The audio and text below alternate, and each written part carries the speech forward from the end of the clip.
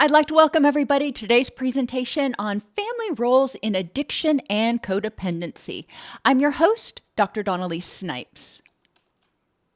Today, we are going to briefly define addiction and codependency and their impact on the family system, explain how each piece's domain is affected by and contributes to the cycle of addiction and codependency, identify common family roles and relational patterns in addicted and codependent family systems, including the drama triangle, and explore strategies to support family healing and break cycles of codependency. Now, this video is going to focus mainly on understanding what these roles are and how they developed or why they developed, and less on how to, quote, fix them, because there's a lot that has to go into healing family roles. The boundaries are on roller skates. The trust is generally not there. The behaviors required for secure attachment probably have been inconsistent at best. So there's a lot that needs to change to heal these relationships. But I think it's important to recognize that family roles that develop, regardless of whether it's in response to mental illness or addiction, codependency, or even a healthy family, all of these roles develop as a way to survive and help the person do the best they can with the tools they have. Addiction and codependency, and I consider codependency basically a person addiction, and we'll talk about that a little bit later. I also have other videos that go into the parallels, but addiction and codependency are chronic conditions that develop to shield from pain and or loss. A person can develop an addiction. Maybe they start using recreationally, then they start using a little bit more when they get stressed. Their body starts becoming dependent on that substance. So every time they try to sober up, it's really uncomfortable. So they use again. Other people may start, when they start out using, they're using kind of heavily because they're trying to numb out other types of pain. Addiction is a way to try to numb or escape from pain when you don't have any other tools that are working.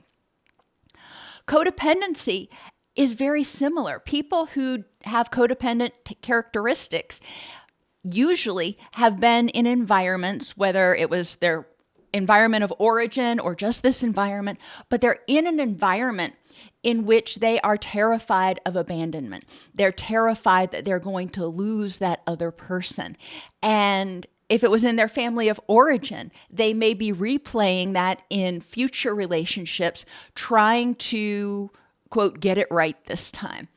It may be the only way they know how to interact because they learned that they were lovable or loved and safe-ish based on the role that they adopted in their family system.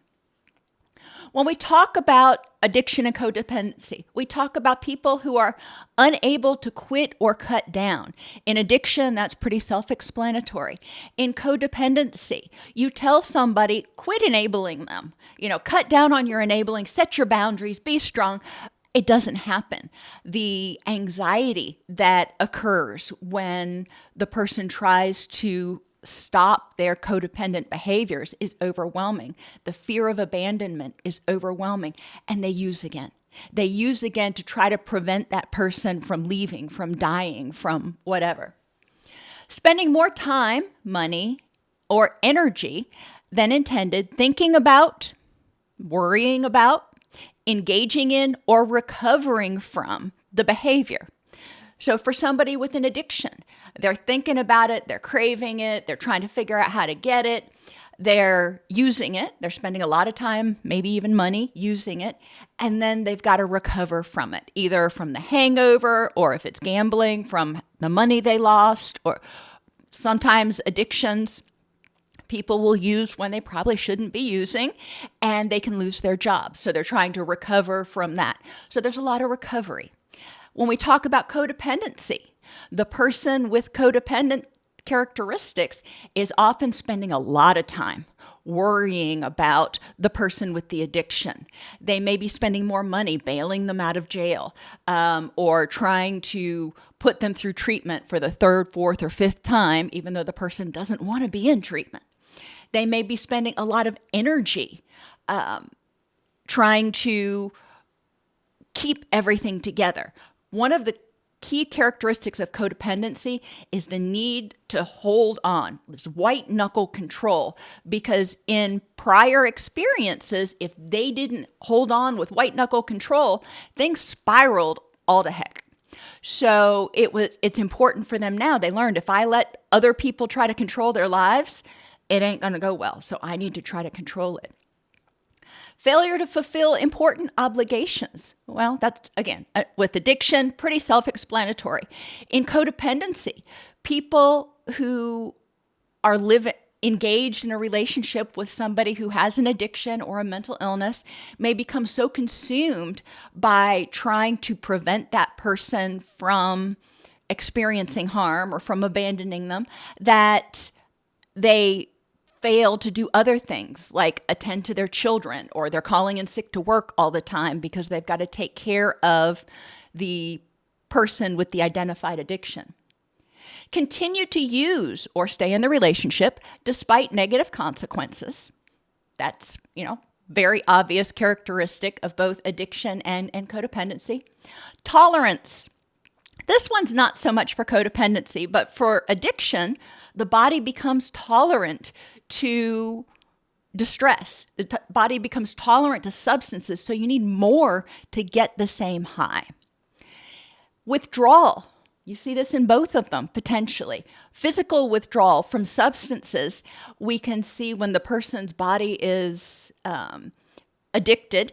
Then when they're not using, they don't have enough dopamine. They don't have enough norepinephrine. They don't have enough whatever. So they start experiencing withdrawal symptoms. The withdrawal that somebody experiences in codependency tends to be more psychological, not exclusively. Because remember, when somebody is dealing with codependency, they are in a virtually constant state of fight or flight. So their autonomic nervous system and all their hormones and all their neurotransmitters are going to get all dysregulated. So when they stop using, when they stop engaging in that behavior, they may have all these feelings they can't figure out what to do with, or they may just feel completely numb and not know how to do that either. So the withdrawal can be psychological. They're worried. They need to be engaging in this in order to feel safe, but it also can be physical, because remember, all of our feelings are actually caused by neurotransmitters and stuff that goes on under the hood. Key behaviors in addiction and codependency. In addiction, we see someone who's in active addiction using, denying, justifying, or blaming. Now let's stay with these characteristics for a second too and look at it for codependency. With codependency, they may not be using drugs. They may be. I've met a lot of people who have an active substance addiction, and they also have active traits of codependency. So anyhow, going back to this, the person with codependency often engages in denial. They deny that this is that much of a problem. They try to prove to everybody else that this really isn't that much of a problem.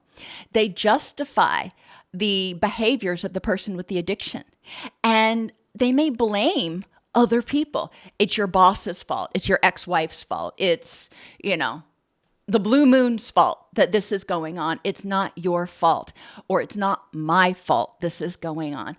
And that creates a lot of chaos in the family if there's nobody actually acknowledging what is really going on and taking responsibility for it. With codependency, the codependent person is basically addicted to the relationship and maybe chaos, because a codependent person is trying to keep the family under control. And if there's no chaos, there's nothing for them to try to hold together. So there's a use of people. They engage in enabling. They keep the person from experiencing the natural consequences of their actions, a lot of times through using denial, justification, and blaming. They control. That is their superpower, if you will. They feel the need to control everything. And if people don't respond when they're trying to control, they develop a lot of resentment. So there's a lot of stress. It's like, you've got to do this or you're going to die. And many of their beliefs are often based on prior experiences and even prior relationships, and may not be accurate in the current context, but we'll get to that. And it's like, as I mentioned, the person with codependency is just filled with resentment. They resent the person with the addiction for doing this to them. They resent the person with the addiction for not following directions. They resent other people for making the person with the addiction use. There's just lots of blaming and stuff going out. It's important that we help them figure out how to bring some of this control back. Because think about it. If you feel like everything is out of your control, it's being caused by other people, it's being thrust upon you, you just can't control any of it, how stressful is that? So we have something called the drama triangle, and I actually have changed it to call it the trauma triangle, because drama develops as a result of trauma. The trauma triangle, as we'll call it, is a repeated cycle of emotional dysregulation, role confusion, and reactivity. If you've worked with families in which there is a person with an active addiction or an uncontrolled mental illness, you have seen this. You have seen frustration. You have seen anger. You have seen hopelessness. You have 3 different roles in the trauma triangle, and each person at any point in time may embrace one or more of these roles. The victim feels oppressed, helpless, and hopeless, kind of like the exile in internal family systems theory. But thinking about the victim from the person with the addiction's standpoint, they may feel helpless and hopeless to change the situation. Nobody gets me. Nobody understands the pain. The person with codependency, they may feel helpless and hopeless because they can't change the person with the addiction. They can't make other people bend to their will. So at varying times, everybody feels like a victim. The persecutor blames, controls, and criticizes. This is akin to the firefighter in internal family systems theory. But the persecutor is the one that is going to try to hold things together. Again, this may be the person with the addiction. This may be the person with codependency. Either way, it's not my fault, and I'm going to try to fix it, or it's your fault, and if you would be better, then this wouldn't have to happen. So we see a lot of tearing down of what's going on. And then the rescuer, who is akin to the manager in internal family systems. The rescuer enables, fixes, and overfunctions to keep peace or avoid conflict. So the rescuer is walking on eggshells, trying to hold everything together. We see these, and I've been highlighting the person with the addiction and the person with codependency so far, but we see these in the children too. We see these in everybody in the family system. The children may feel helpless and hopeless and victimized. They may get very angry and feel, start blaming and criticizing their parents because, they're trying to get somebody to take responsibility and, step up. And a lot of times they may fall back into rescuer when being a victim doesn't work, when trying to raise the red flag doesn't work and say, hey, somebody's got to do something and y'all are failing miserably. That doesn't work. Then it falls to them. They're like, well, screw it. I guess if it's going to get done, I got to do it. And we see these behaviors start to repeat. Unfortunately, family systems roles often are repeated. And if you step back and take a look at your workplace and compare it with your family systems in your family of origin, a lot of times there is repetition. You interact with certain people like you did with your mother, with your father, with your auntie, with your siblings. We repeat those roles because that's what we know. Somebody at work that's a colleague, I may interact with more like a sibling. Somebody at work that's a supervisor, I'm going to interact with more like they are a parent. Unfortunately, when we come from a dysfunctional family, we interact dysfunctionally.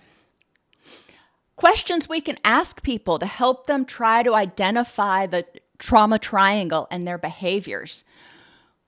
When your loved one relapses, how do you respond? And you can change loved one to when your dad relapses or when your spouse relapses, whatever. Or what do you believe about yourself when others need your help? And these are interesting questions to ask to children as well, because a lot of times you'll find that the children have gone through a fair amount of parentification. They've had to become the adult because the adults weren't doing their job.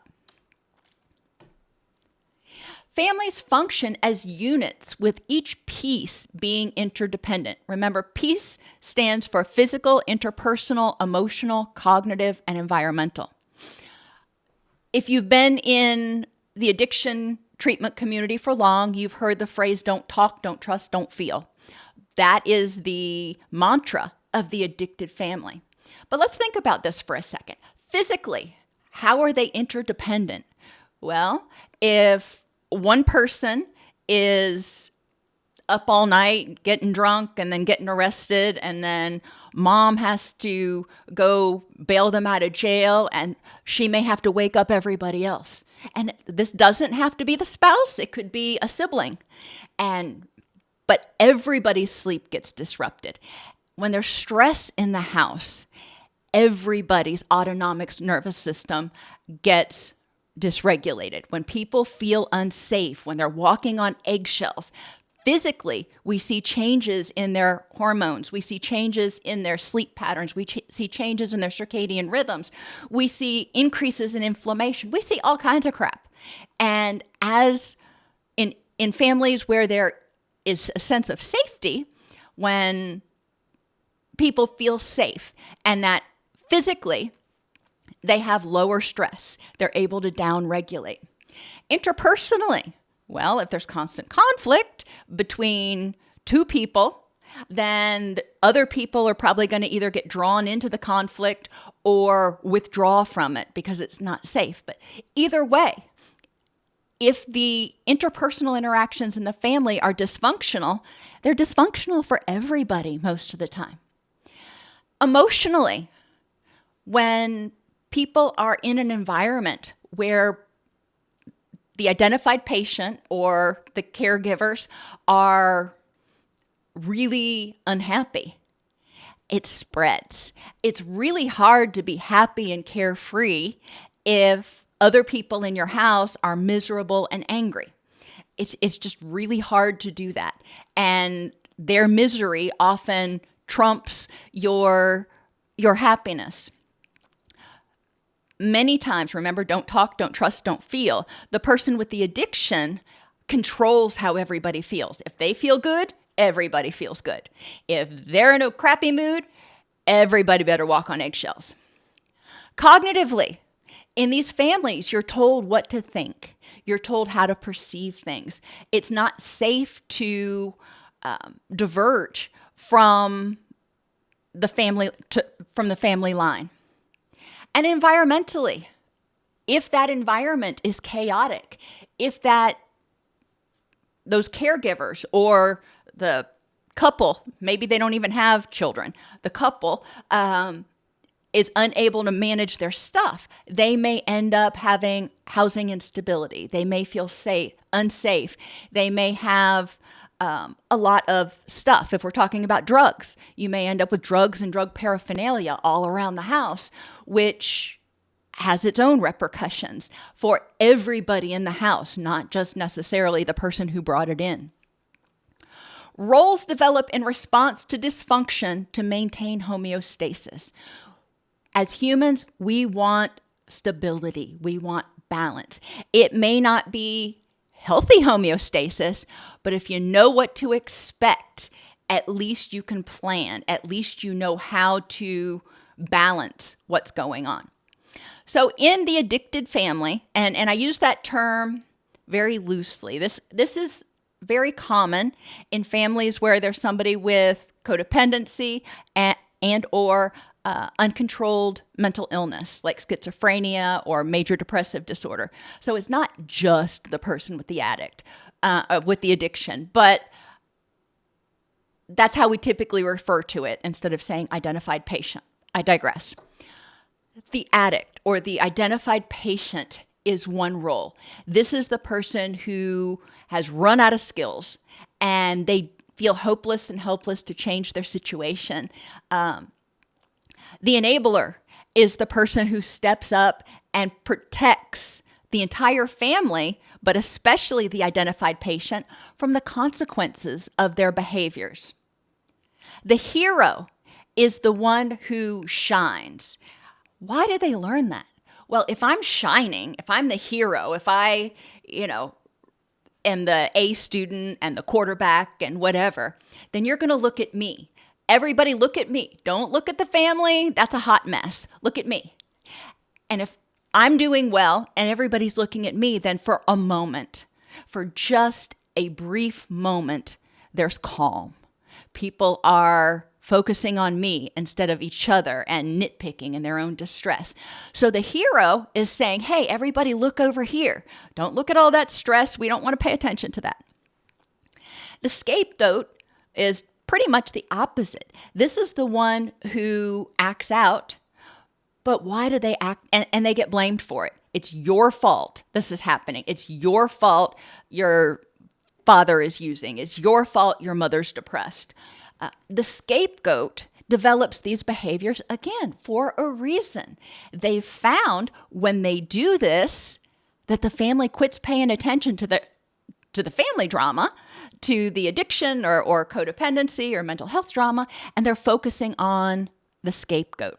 The scapegoat gets blamed because the person with codependency not willing to take responsibility for what's going on. The person with the addiction or mental health issue, not willing to take responsibility. We've got to blame somebody else. But the scapegoat also, again, just like the hero, distracts. Many times we will see people with eating disorders as the scapegoat in families where there is active addiction or mental health issues. By having an issue that both parents need to, get on the same page to save the child, they're getting blamed for everything that's going on, but they are also distracting. They're distracting from the drama. The lost child kind of blends into the background. They're just like, I don't want any part of this. I tried fussing, didn't work. I tried helping, didn't work. I don't know what to do. I don't have the skills. I don't have the energy. I don't have the support. I'm going to hide. I'm going to hide because that's what's safe. And if I'm not out there, if I'm hiding, then I can't be the scapegoat. I can't get in trouble. And the mascot. When all else fails, the mascot comes out, and the mascot breaks the tension and makes everybody laugh. The mascot is the one that when things start to get a little tight, they will make people laugh. They'll do something silly. They will try to intentionally turn the attention to them. Not so much because they want to be the center of attention, but because they don't want people focusing on that. And they don't want their family focusing on that. When all y'all focus on each other, it's chaos, and we don't need that. So just focus on me, and I'll make you laugh. Addiction disrupts a lot of stuff. A, B, C, D. Attachment. Addiction, uncontrolled mental illness, and codependency all disrupt attachment in different ways, depending on the person. Some people are enmeshed. They are all up in everybody else's business. A lot of times, this is the person with codependency or generalized anxiety. They're hovering. Attentive. Well, that's healthy. But we don't often see that, or it's inconsistent, which is one of the reasons that it disrupts attachment. Attachment has got to be consistent. That's the first word in the mnemonic for attachment: consistency, attention, responsiveness, encouragement, and safety. Cares. But in addicted or families that are unhealthy, attentiveness is often absent or inconsistent. So each person can't count on anybody being there for them and can't predict how anybody's going to react. On Monday, you may think it's not a big deal. On Thursday, it may be like the world is ending because the same thing happened. So there's no consistency. In recovery, we need to help people start building consistency in their self-awareness, consistency in their awareness of others, not hovering, not helicoptering, but being empathetic, being in tune, at least to some degree, of how people around them are feeling and what's going on. They don't have to fix it, but it's good to be aware. So consistent awareness and consistent responsiveness, helping people stop before they act. They become aware of something. They become aware of distress or a problem, stopping and thinking before they just react with a knee-jerk reaction. What do I need to do to best handle this situation? A stands for attention, and that's the proactive attention that you spend with people, not because there's a problem, but because you enjoy spending time with them. And in dysfunctional families, there's very little proactive attention. Generally, the only attention you get is if you're being the hero, the mascot, or the scapegoat. And then on the other end of the spectrum, you've got people who are disengaged. They're not responsive when the child needs something or when each other needs something. It's not just about children. They are not responsive to each other's needs at all. So one person could be floundering and really needs support, and the other person's just oblivious, which doesn't create a sense of safety. They're not encouraging. Well, you've got to be engaged to be encouraging. And if you're not engaged, if you're not attentive, then and you're not responsive, there's going to be a problem. And then finally, safety. Can you imagine living in an environment where somebody's either invading your boundaries a lot of the time or they're disengaged completely? You can't really count on either one of those situations to help people feel safe. In terms of boundaries, we need to help people recognize all of their boundaries: physical, interpersonal, emotional, cognitive, and environmental. I mentioned earlier, don't talk, don't trust, don't feel. When we talk about boundaries, we have physical boundaries, and that's how close you come, whether we're huggy or not huggy, whatever. Your physical boundaries. Interpersonal boundaries is who you can be friends with, and how fast your relationships go. And a lot of times in these dysfunctional families, if it's enmeshed, you're not allowed to have boundaries with that other person, and it feels suffocating. If it's disengaged, the other person is not letting you in. They're not acknowledging you. So you're feeling abandoned. Emotional and cognitive boundaries. What you feel and how you think are what you feel and how you think. It's not anybody's right to tell you what to feel or think, and it's not your right to tell anybody else what to feel or think. It is what it is. And then environmental boundaries are your stuff. People going in and borrowing your clothes or stealing the money from your piggy bank so they can go buy alcohol or whatever it is. Those are environmental boundaries. And a lot of times those will be invaded. We need to explore boundaries. We need to help people with unhealthy boundaries, learn what healthy ones look like, and develop a sense of internal safety that if I respect somebody else's boundaries, it doesn't mean they're going to abandon me. If I don't think the way this person does, if I don't agree with them, or if I don't feel the way this person does, that's okay. I'm allowed to have my own thoughts and feelings, and it's safe to do that. That's not how it feels in a dysfunctional family. And communication is often passive or non-existent. We'll just let things go. We're going to sweep it under the rug, la, la, la, la, la, la, la. Not going to talk about it. In a healthy system, it's assertive and supportive. But again, in a dysfunctional system, that rarely happens. Or it can be aggressive and critical. So going back to that trauma triangle, you've got the persecutor and the rescuer. The aggressive and critical person is going to be more like the persecutor. This is your fault. You need to fix it. Why did you do this? Why are you doing this to me? It creates an environment where a lot of times people don't feel safe trying to communicate with the other person because they're either going to be ignored or attacked.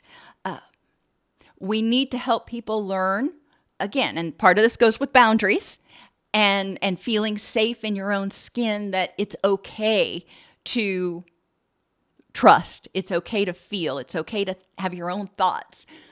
But that's a process. It's not going to happen overnight. And it's something that families need to start working on very early in the recovery process. And then finally, D is for development. Addiction disrupts development. Addicted family roles, dysfunctional families disrupt development. When children are constantly walking on eggshells, when they are embracing these dysfunctional family roles, when they're constantly somewhere in that trauma triangle, their stress is going constantly. They're developing systemic inflammation. They're killing off brain cells. They're shrinking their brain. They are disrupting their circadian rhythms. They're impairing their ability to learn. They're impairing their ability to function.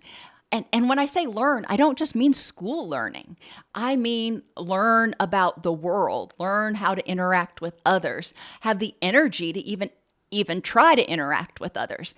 Development gets thwarted when stress is high enough.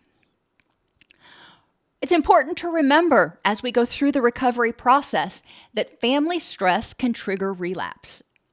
Whether it's relapse into depression, anxiety, codependency, overt addiction, whatever the dysfunction is, family stress can trigger relapse. So you may be bebopping along and things are going well, then all of a sudden grandma gets diagnosed with cancer. And that's a big deal in this family. So, oh my gosh, the family's stressed. There's distress. What are they going to do? The person with the addiction is going to try to numb it. The person, if they have anxiety or mood disorders, they're going to intensify that issue. The person who's the enabler is going to try to start fixing it. You see how we start going here. And relapse, once they start embracing those addicted or dysfunctional family roles again, it destabilizes the family. They have started to move the needle, if you will, over here to a healthy family system, but now all of a sudden they're being pulled back. And I wish I would have remembered to get a rubber band, but I worked with somebody one time who used a rubber band to explain homeostasis. And if you stretch a rubber band out, it's a circle, and we want to keep the rubber band a circle. But if one person starts moving away from the circle, they start changing their behaviors, then the circle is no longer a circle. So the circle, everybody else in the circle has a choice. They can either bring the person who's trying to heal back in, or they can heal with them and join them over in this healthier circle. Relapse is not just something the person with the addiction does. And I want us all to really get that into our heads. Relapse is a return to a prior state of functioning. We relapse in depression. We relapse in anxiety. We relapse in addiction. We relapse in anger and irritability. Relapse can happen in any piece of life. Cognitively, I can relapse into more negative thinking. Physically, if I've got an autoimmune disease, maybe I'm going good, I'm in remission, and then I relapse and I have a flare. We can relapse in any piece of life, and anything can relapse, because all that means is we're returning to a prior state of functioning, one that did the job better for some reason. When we see people and families relapsing, we see a return to prior feelings. We see a return to prior attitudes. We see people starting to re-embrace prior roles. Why? Because that's what worked. That's what stopped the pain. So returning to that is more rewarding than trying to keep doing this over here, which is, theoretically going to be healthier in the long run, but it's not stopping the pain. So they may regress to those old feelings, attitudes, roles, expectations, and somatic symptoms. Sometimes relapse comes out in the body first. We start seeing sleep problems, GI disturbances, increased illnesses, whatever. And we need to look and say, what's going on here that is triggering this return? Why? Because generally, when somatic symptoms flare, there's underlying stress. So that indicates that something is relapsed somewhere or is not being effectively dealt with, which means before long, if we don't address it, we definitely are going to see more areas relapsing, and we're going to see people moving more quickly back to that old homeostasis that while it was dysfunctional, it was predictable. In terms of physical health, when there's a dysfunctional family, we see HPA axis or stress response hyperactivation. People don't feel safe. That leads to neurotoxicity. When you're constantly stressed, you develop systemic inflammation, which is toxic to your brain cells. And you start to see a actual shrinking in the brain. Sleep disturbances, somatic complaints, exhaustion from chronic stress.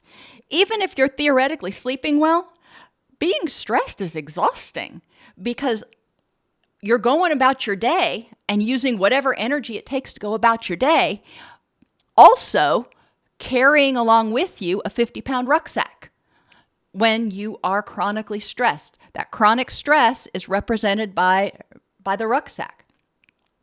We may see use of substances or addictive behaviors to numb. Even in the person that was not the identified addict or what have you, you may start seeing, even in the enabler, in the mascot, in the scapegoat, the use of substances to numb the pain. We start to see increased apnea. There's a strong correlation between adverse childhood experiences and or CPTSD and the development of sleep apnea.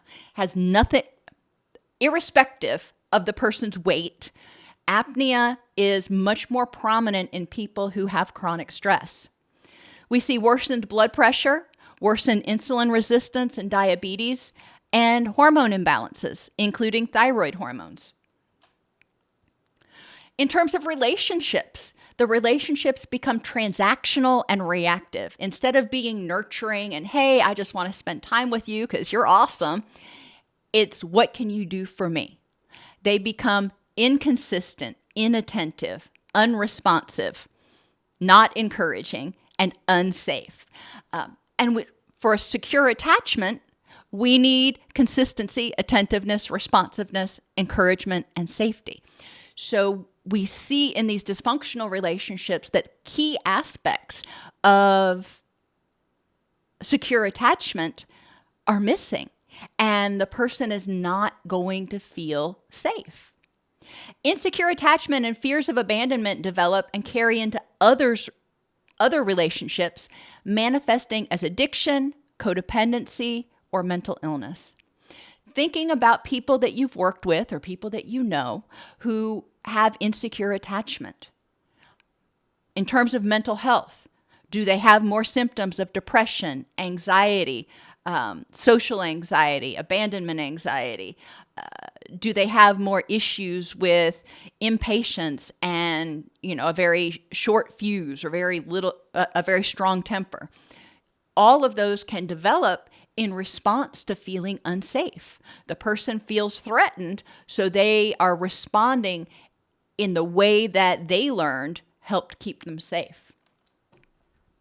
Emotionally, in the entire system, we start to see anger develop at one another, sometimes at themselves. Sometimes people feel guilty. They think it's their fault, especially if they're the scapegoat and they're being told it's your fault. But we start to see a lot of anger at each other as well as themselves. We see a lot of anxiety. You don't know whether you're going to get Jekyll or Hyde on any given day. You don't know if the identified patient is going to still be there on any given day, whether they're going to overdose, whether they're going to commit suicide, whether they're going to just walk out and never come back. You don't know. There's a lot of anxiety. There's a sense of hopelessness and helplessness because you're stressed all the time and you can't figure out how to make it stop. You can't figure out how to feel safe enough to get good sleep so you can have any energy. And again, all of the hormones and neurotransmitters are just getting progressively out of whack. There can be guilt, as I mentioned, at feeling like it's your fault that this is how it is. And shame or embarrassment. Guilt is anger at yourself for something you did or didn't do. Shame is feeling not okay, feeling embarrassed about who you are or who your family is. And a lot of people that are in dysfunctional families may not, for example, have their friends come over because they're like, oh no, I don't want you to see that. I'm just going to hide that back behind the door. We need to help people recognize the purpose of these feelings. Anger and anxiety and guilt and our fight or flight feelings. They are designed to tell us that there might be a threat and to figure out, is there a threat? And if so, what can I do about it? What is the best use of my energy with the resources I have? An 8-year-old may be angry about the situation, but they can't just move out and say, well, screw it. I'm going to go live by myself because y'all are a hot mess. 8-year-old can't do that. A 28-year-old can if they decide to. But helping them recognize the purpose of feelings and check the feelings against the facts in this context at this time. Unhook from their feelings. I'm feeling angry or I'm feeling ashamed right now. Okay, so this is your shame. You're holding it out here. What are you going to do with it? Describe your shame for me. What's it telling you? What's it coming from? And what do we need to do about it? And help them restructure beliefs about themselves and about what they can control, which goes to that hopelessness and helplessness. Yes, in any situation, there are aspects that nobody can control. I can't make another person change. I can't change the weather. There's a lot of things I cannot control. But in just about every situation, there are aspects that you can control. Helping people focus on what they do have the power to control can give them somewhat of a sense of direction and safety and stability. For people who can't immediately get out of the situation, okay, well, let's focus on what you can control in order to move toward the place where you can get into a healthier environment. Cognitively, because of that stress, remember when we're in fight or flight, we are not able to engage our executive functioning, our prefrontal cortex, where we do all of our problem solving, organizing, learning, memory, attention, concentration. No. We are worried about surviving. So people who are in dysfunctional families often have a lot of executive functioning deficits, which may get misdiagnosed as ADHD or PTSD. So we need to look at it. And I'm not saying it's not PTSD, but we need to look and figure out what exactly is causing these symptoms for this particular individual and what's it related to. How can we help them feel safe and empowered with the tools they have? We see a lot of distorted thinking. People who are in dysfunctional environments are generally surrounded by it. All or nothing thinking. You always do this to me. You never do that. Blah, blah, blah. Very catastrophic, end of the world thinking. There's a lot of personalization, especially if it's a child, because children naturally personalize things. They're like, it's my fault that mommy's depressed. It's my fault that daddy relapsed or that so-and-so left. But we see this in adults as well, especially if they grew up in dysfunctional environments and they personalized as children. They're going to continue to personalize as adults unless they develop different skills. But personalization puts a lot of weight on the person's shoulders for things they cannot control. Jumping to conclusions and mind reading is another big thing. You walk on eggshells and you are hypervigilant in a dysfunctional family because you don't feel safe. If one family member comes in and they have a kind of a grumpy look on their face, you're going to jump to a conclusion that they're angry, maybe even angry about you, and you're going to try to read their mind about what you need to do to keep them from getting angry with you, or to keep them from relapsing, or to keep them from whatever. So people in dysfunctional family systems are almost always trying to anticipate and head off problems. That's most of their focus. And that causes them to be hypervigilant to nonverbals, to dog whistles, some people call them. And we need to pay attention. Yes, that person had an angry look on their face, but what does that mean for that person in this context at this time? And that was something I had to learn when I started working. When my boss would come out of a meeting, sometimes he would have, a very grumpy look on his face, and he'd see me and I'd see him. I'd see that grumpy look and I'd think, oh my God, what did I do? What did I do? Because that was what I was taught in my family of origin. It was always, somebody's upset, must be my fault. I had to learn to check that at the door and recognize that a lot of times he was coming out of meetings and he found out that our budget got cut or our CEO was in a mood or something. It had nothing to do with me. And it wasn't my job to read his mind or to make it better. It was my job to say, hey, I'm here. If something needs to be done, let me know what it is. Otherwise, I'm going to give you some space. And emotion-based reasoning is another issue with distorted thinking. If I'm angry, then there must be something to be angry about. If I'm fearful, there must be a threat somewhere. My significant other who is struggling with addiction is late getting home. I'm getting anxious. That must mean, since I'm anxious, that must mean I'm going to jump to conclusions and assume that they relapsed. All of these cognitive distortions can feed in on one another and create an environment where people feel completely powerless. Things happen all or nothing, and it's always my fault, and it's always the worst case scenario. And if I don't know what's going to happen and head it off ahead of time, then the worst thing in the world. Can you imagine living with all of these unhelpful thoughts and thinking patterns going through your mind? Environmentally, the home environment becomes unpredictable, emotionally unsafe, or threatening. There are environmental triggers for people, including a certain time of day, like when the person with the addiction's coming home, or a tone of voice, or a certain smell, like the smell of alcohol or the smell of marijuana.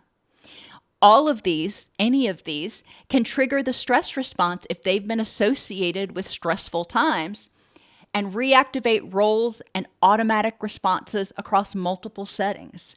So somebody who grew up with somebody in the house who was an angry alcoholic, when they are around somebody else who is drinking, it may activate their old family roles. Even if this person doesn't have an addiction, it may activate those old family roles because I'm seeing these behaviors, I'm smelling the alcohol, I'm jumping to conclusions about what's going to come next. Spiritually, individuals lose a sense of purpose, dignity, and authenticity. They act out of fear of pain and loss rather than following a plan, following good, orderly direction guided by their values.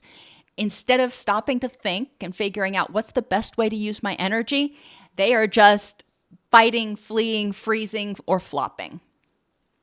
Healing requires regrounding in the person's purpose, boundaries, and connections.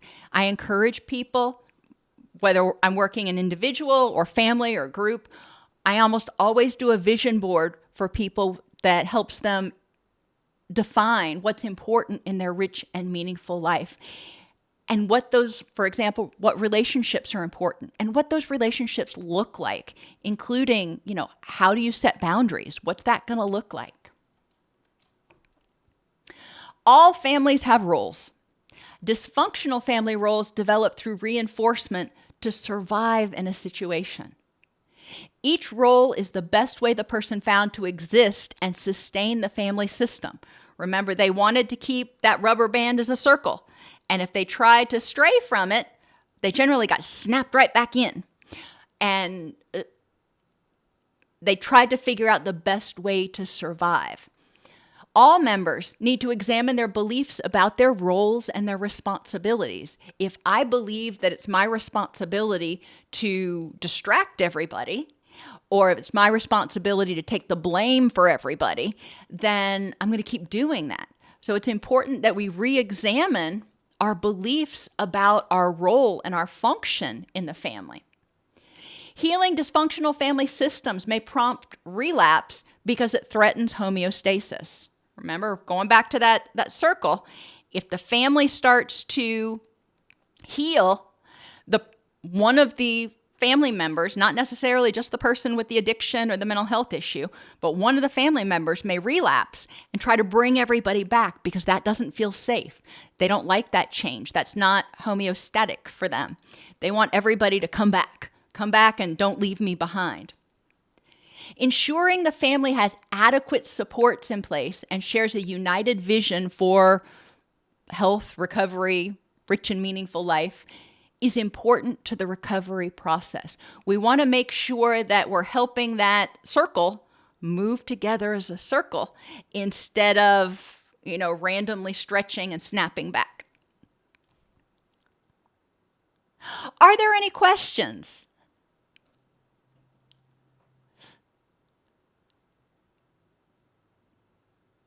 This is one video topic that I haven't done in a while, and I really like exploring the family roles, and I like exploring how these issues cut across all diagnoses, not just addiction, all diagnoses, because that really helps put in perspective what we're seeing with adverse childhood experiences.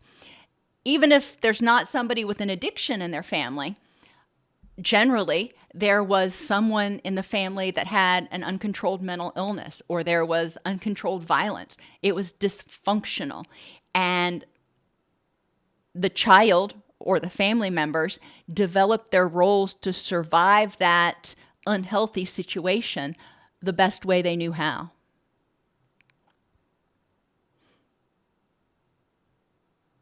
Well, I'm glad it gave you different perspective, Catherine.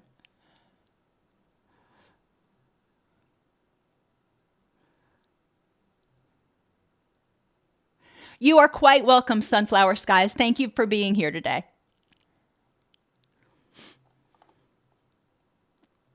Thank you, Shyman, and I'm so glad to see you back. Can growing up in a toxic family cause CPTSD or borderline? Yes. Yeah. Toxic families create a sense of unsafeness that the person feels completely unable to escape, which is kind of the core of the definition of CPTSD. So recognizing that and recognizing the neurophysiological changes that occur as a result of chronic stress, very much so, we see the development of CPTSD. I personally believe, and the APA would argue with me, so it's fine, but I personally believe that 95% of the cases-ish that we have diagnosed as borderline personality are really CPTSD. But since we can't diagnose CPTSD in the United States, that's the closest thing in the DSM-5-TR. But borderline personality, in my opinion, is very persecuting, very blaming. You're this way, you're broken, instead of examining the behaviors and understanding how they developed as a way to survive trauma.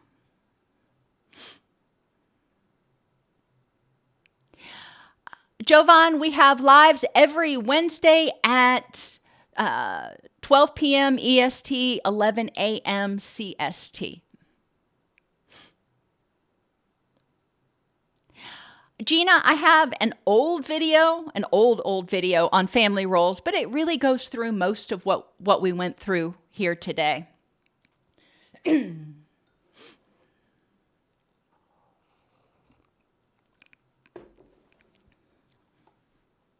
Everybody have a wonderful rest of your day.